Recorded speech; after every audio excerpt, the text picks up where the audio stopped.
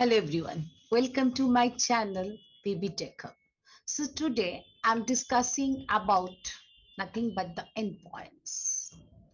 It's a very common thing in the networking. What are the endpoints?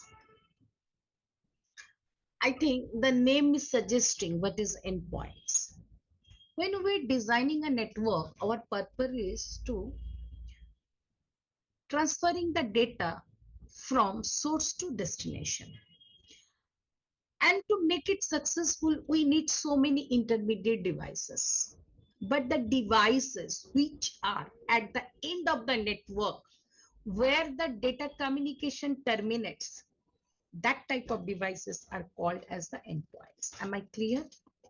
That means from where data is originating and from where data is terminating, those devices are called the endpoints.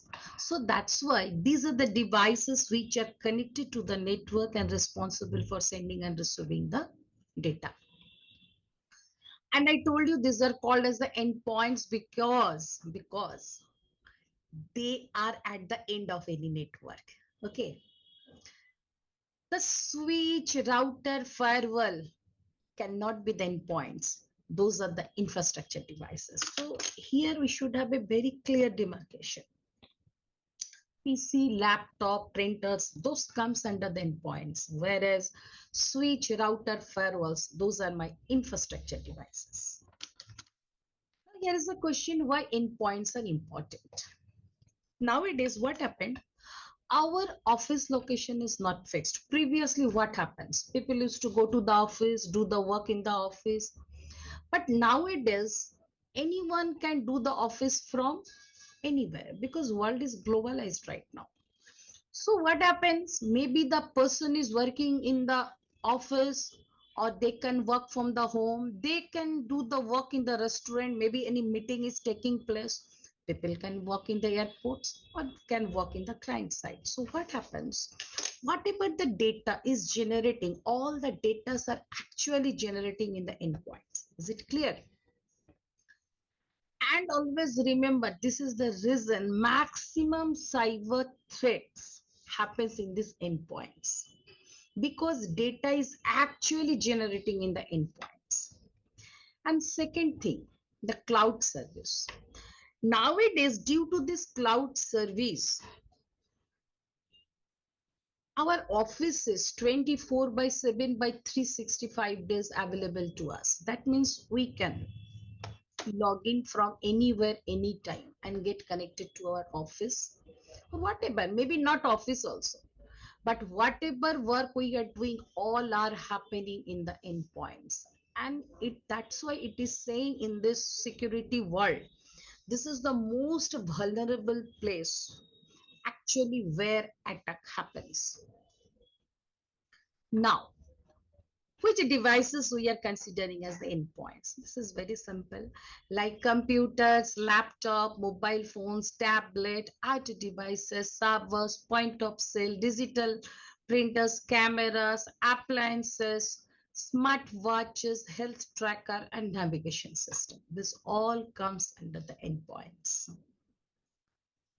Now, what is the security threat? Just I told you, in the world of cyber security, it is considered the threat attacks enter to the network through these endpoints.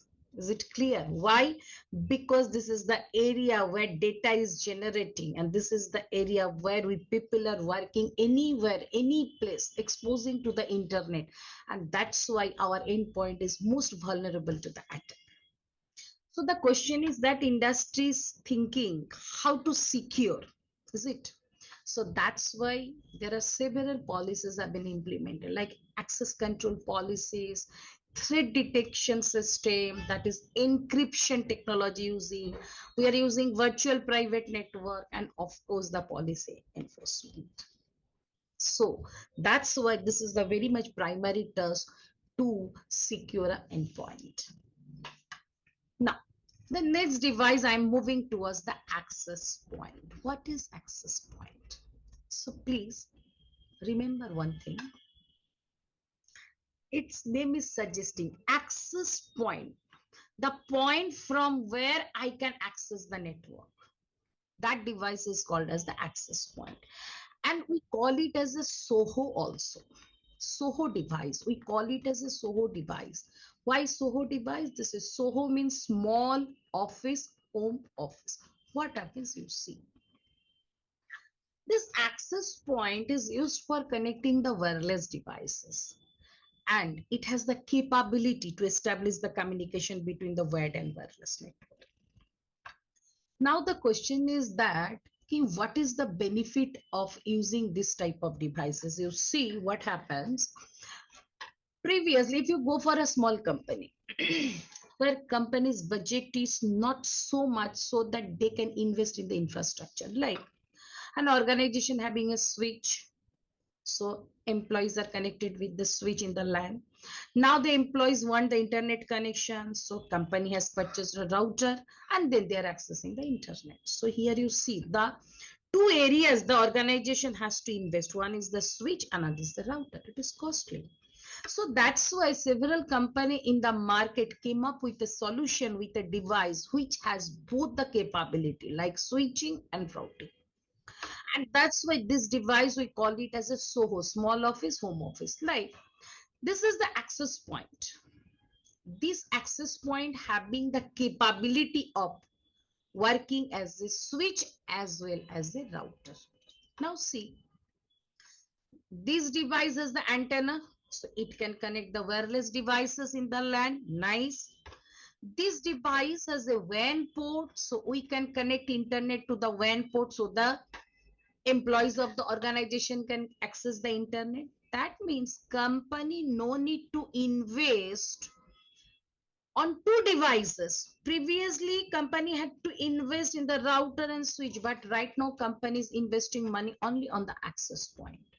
And moreover, there is an LAN port is there, so you can connect this access point with the switch. And the moment you are connecting with the switch and where devices are in the network, so they can go for the communication.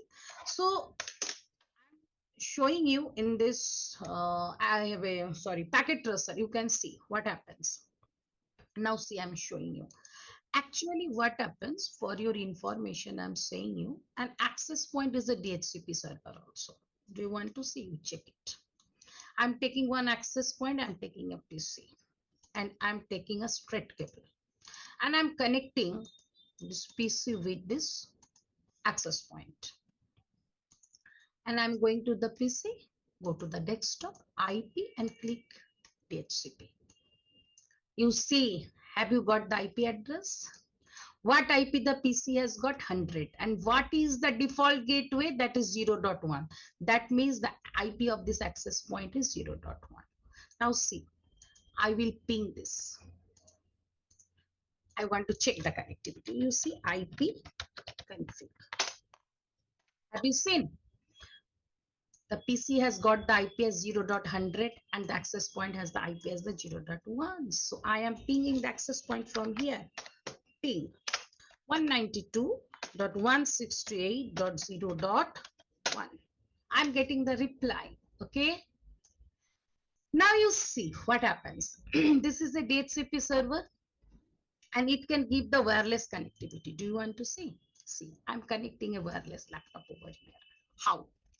I'm going to this laptop. Fine, zoom in. Power of this laptop. Disconnect the wired interface. Fine.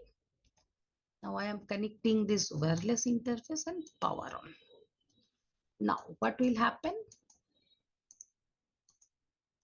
Now I'm going to this desktop, the PC wireless, and I'm connecting. Hello, you see my laptop is connected. Do you want to see what IP address the laptop is having? I'm showing you.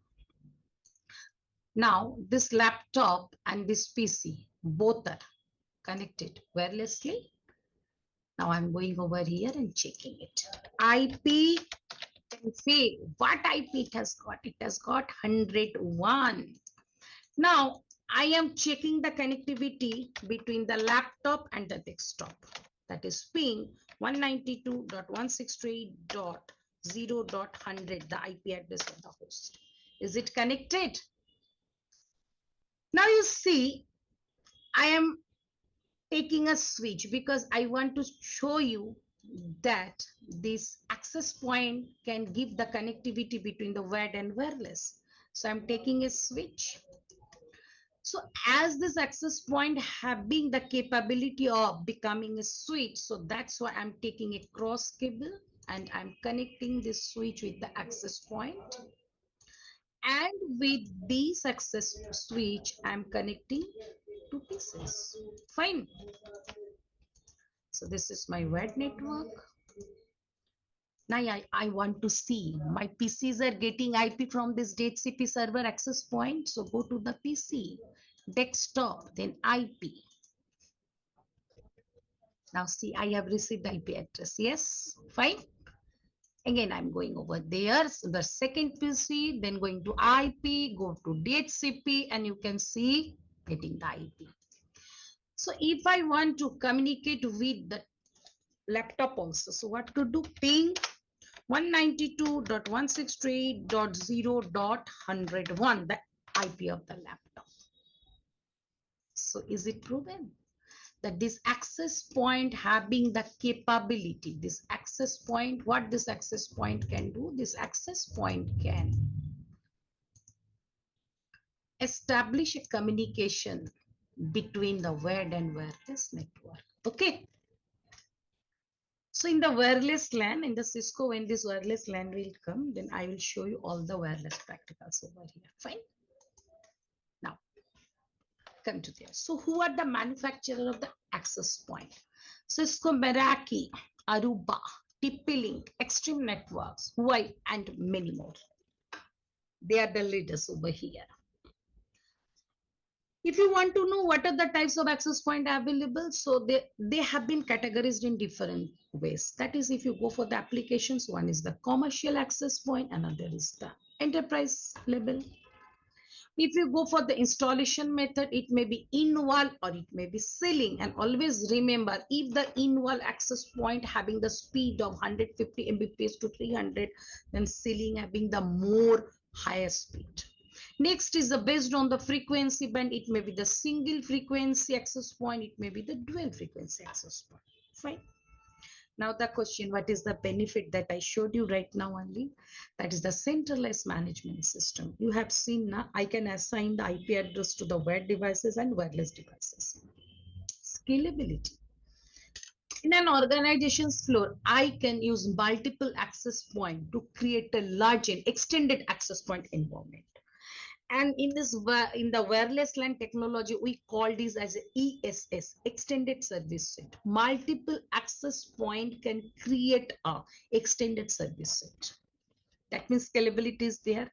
Security is high. Yes, there are lots of security protocols are working over here. And of course, multiple devices can be connected.